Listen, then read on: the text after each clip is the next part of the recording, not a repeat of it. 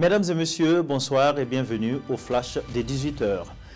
Le parti politique UPC, l'Union pour le progrès et le changement, et la CENI, la Commission électorale nationale indépendante, cherchent à aplanir leurs différends. Au nombre des points de désaccord, l'on peut noter les points liés au nouveau code électoral et la mise à jour du fichier électoral. Après les échanges, les deux partis sont parvenus à des points d'accord.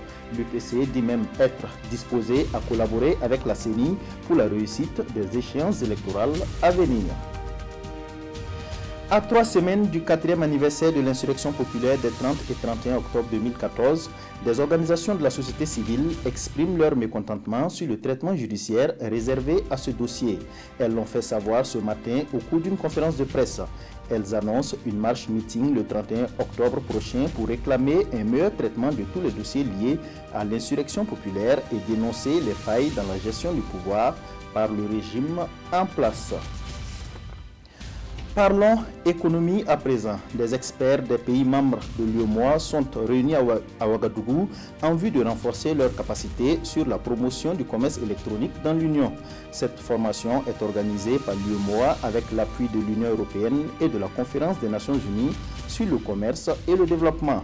L'objectif étant de faire de nouveaux outils de communication, des pôles de croissance et des moteurs de développement des pays de l'UEMOA.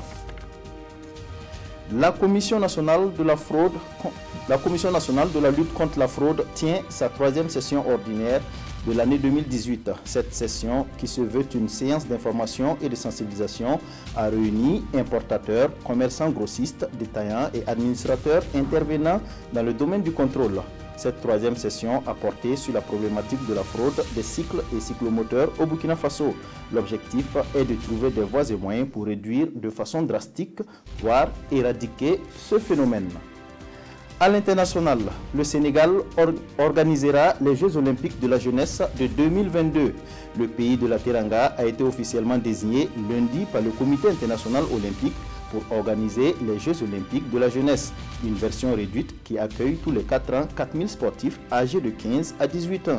Les membres du CIO réunis lors de leur 133e session ont ainsi validé la résolution de la commission exécutive prise début septembre de recommander la candidature du Sénégal face à 3 autres postulants, à savoir la Tunisie, le Botswana et le Nigeria. Voilà, c'est tout pour ce flash. L'information revient à 19h avec...